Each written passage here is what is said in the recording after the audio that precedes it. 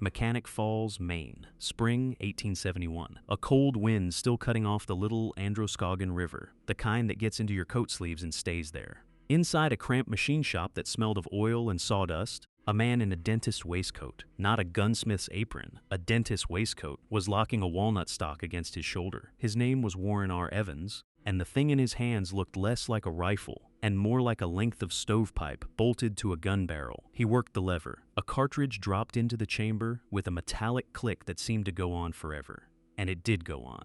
Because tucked inside that stovepipe tube running through the stock was something no rifle in America had ever carried before. Enough ammunition to make soldiers 1,000 miles away start asking questions. What happened next would make this gun, for one strange moment in history, one of the best-selling rifles on the continent. And then it would vanish so completely that most people who know Winchester, Sharps, and Henry by heart have never once heard its name. This is the story of the Evans repeating rifle, a gun built by a small-town dentist, marketed as the future of American firepower, shipped clear across the Pacific to fight in a war most Americans have never heard of, and then erased almost entirely from the popular memory of the West it was built for. We're going to walk through its whole life, from the workbench in Maine to the battlefield in New Zealand to the quiet collapse that took it out of production. And by the end, you'll understand exactly why a rifle that once outgunned everything else on the market in raw capacity ended up as a footnote instead of a legend. So let's go back to that workshop for a second, because the dentist detail matters more than you'd think. Warren Evans wasn't some frontier tinkerer who grew up around forges and black powder. Records show he trained and practiced as a dentist, which meant his hands were used to fine, careful mechanical work, small tolerances, moving parts, precision under pressure. That background is probably why his rifle design didn't look like anything else on the market. Most repeating rifles of the era, your Henrys and your Winchesters, used a tube magazine running under the barrel, holding maybe 11, 12, 15 rounds if you were lucky. Evans looked at that setup and decided it wasn't nearly enough. So he engineered something almost nobody else was doing at the time. A rotary magazine built right into the buttstock itself. A spiral of chambers that a soldier or hunter could crank through with the lever, cycling round after round after round. Here's the number that made people's jaws drop in 1871. The earliest Evans models held 28 rounds. The later new model pushed that up toward 34, depending on which historian's count you trust, because, quick pause here, a lot of the exact production specs on this gun are genuinely disputed. Company records were incomplete even when the business was still running, and what survives today is scattered across old patent filings, period advertisements, and a handful of surviving rifles in museum collections. So take any precise figure with a little bit of salt. But even on the conservative end, this rifle was carrying 2 to 3 times the ammunition of the guns people already considered cutting edge. Think about that in modern terms for a second. A standard modern hunting rifle today might hold 4 or 5 rounds in the magazine. A common semi-automatic pistol magazine holds somewhere around 15 to 17. The Evans, in 1871, using nothing but a hand-cranked lever and a spring-fed spiral tube, was outpacing even that. For a lever-action rifle built before the light bulb existed, that's not just impressive, it's borderline absurd. Now, if you're enjoying this deep dive into a gun most people have genuinely never heard of, go ahead and smash that like button and subscribe, because we've got a whole lot more ground to cover and the story only gets stranger from here. Evans didn't build this thing to sit in a display case. He patented the design in the late 1860s and by 1873 had partnered up to form the Evans Rifle Manufacturing Company right there in Mechanic Falls. And for a company that most people today couldn't place on a map, the sales pitch was enormous.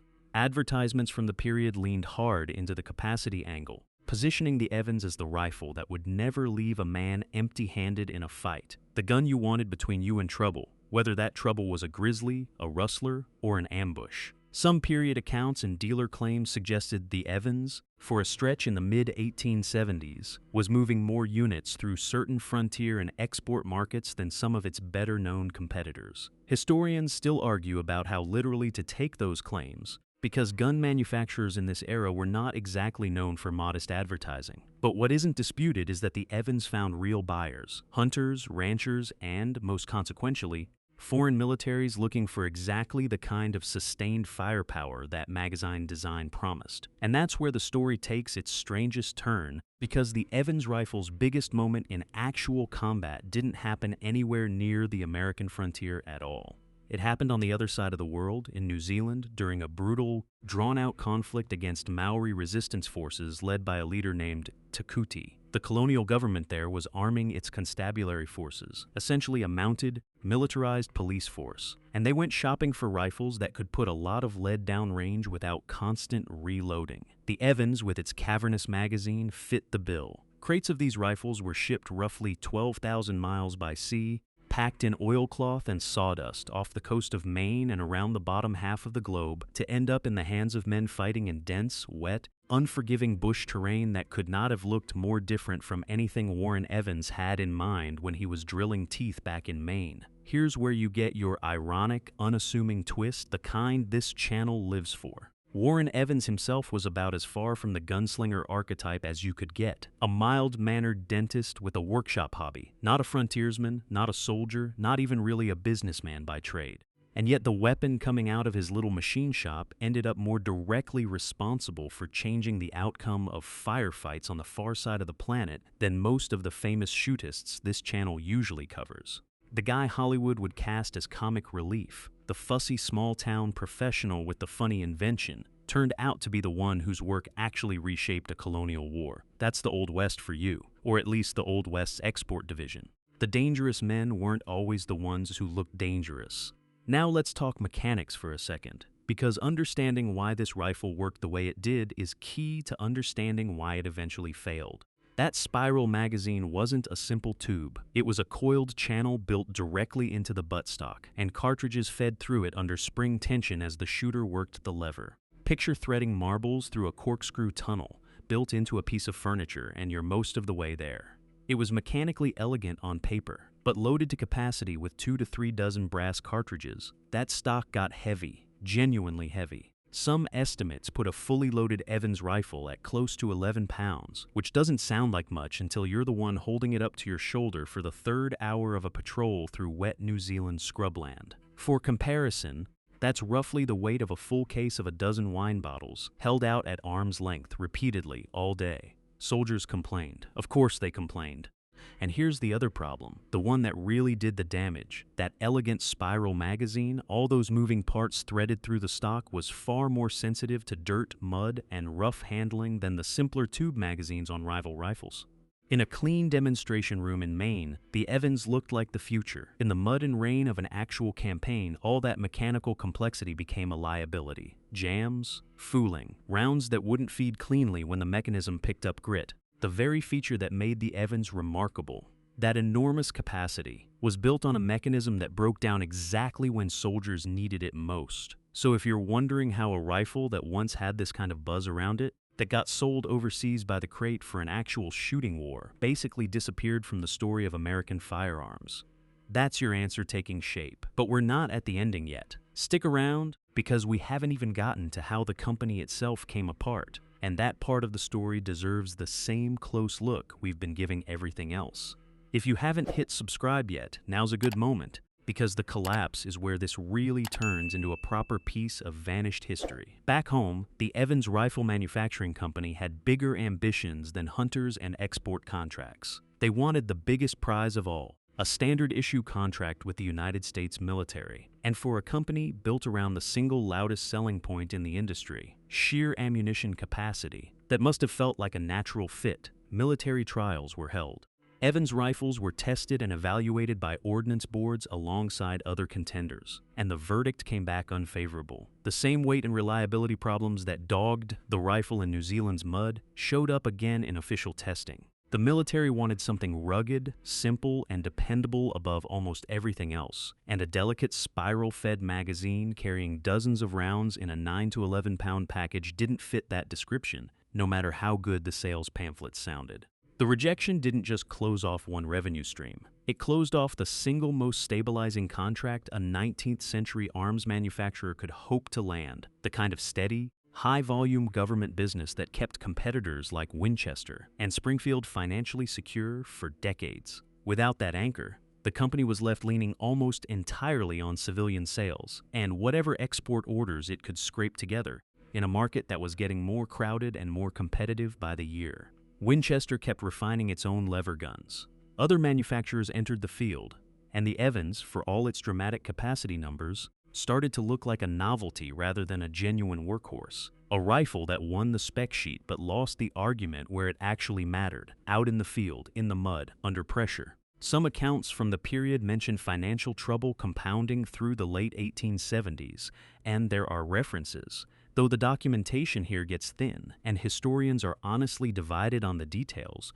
to a fire that damaged company operations around 1880, right around the time production was already grinding to a halt. Whether the fire was the final blow or just one more problem piling onto an already sinking operation is genuinely unclear from the surviving record. What is clear is the outcome. By the early 1880s, the Evans Rifle Manufacturing Company had stopped producing new rifles entirely. Now here's where we give this the blow-by-blow treatment, because this is the moment that actually decides how history remembers a weapon like this. Not the flashy debut, but the quiet, grinding end. Picture the Mechanic Falls factory floor in its final working months. The machinery that once turned out hundreds of these distinctive rifles a year, running slower, fewer orders coming through the door, fewer crates being nailed shut and shipped down to the coast for loading onto ships bound for foreign contracts that were no longer materializing. Workers who once ran precision lathes cutting the intricate spiral channels for that signature magazine, watching orders dry up month over month. No dramatic gunfight ends this story. No showdown at high noon. Just ledgers with fewer entries, a workshop going quiet one machine at a time, and a design that had been genuinely ahead of its era in one specific way. Magazine capacity, failing on nearly every other measure that actually determined whether a soldier trusted a weapon with his life. Somewhere between 11 and 15,000 Evans rifles were produced across the different models before the company folded, according to the surviving estimates, though again, exact totals aren't something historians can agree on with full confidence. Compare that to the hundreds of thousands Winchester was turning out in the same stretch of years, and you start to see how thoroughly this rifle slipped out of the popular narrative of the American West. Even while genuine examples of it were out there in actual hands, in an actual war on the other side of the planet, and that, honestly, is the real theme running underneath this whole story. We like to imagine the Old West arms race as a straight line. Better technology wins, the best gun becomes the famous gun, and history remembers accordingly. The Evans rifle breaks that clean narrative apart. It wasn't beaten by a worse idea. In pure ammunition capacity, it beat almost everything else on the market, sometimes by a factor of 2 or 3. It was beaten by weight, by mud, by the unglamorous mechanical reality of what happens when an elegant design meets a rainy hillside in New Zealand instead of a clean demonstration room in Maine. The West, and the wider world it was tangled up with, didn't reward the rifle with the biggest number on the spec sheet. It rewarded the rifle you could trust when everything around you was working against it. Hollywood loves a clean story where the biggest gun wins. The actual record says something messier and, frankly, more interesting, that a dentist from Maine built one of the most genuinely innovative rifles of his century, shipped it around the globe into an actual shooting war, watched it briefly outpace rivals most people still recognize by name today, and then watched it disappear almost entirely from memory, done in by the very complexity that made it remarkable in the first place. If this kind of story is the reason you're on this channel, the guns and the names that got left out of the legend, do us a favor and hit that subscribe button, and share this one with somebody who thinks they already know everything about Old West firearms, because odds are good this is the first time they're hearing the name Evans. We've got plenty more vanished history like this coming, so stick around and we'll see you in the next one.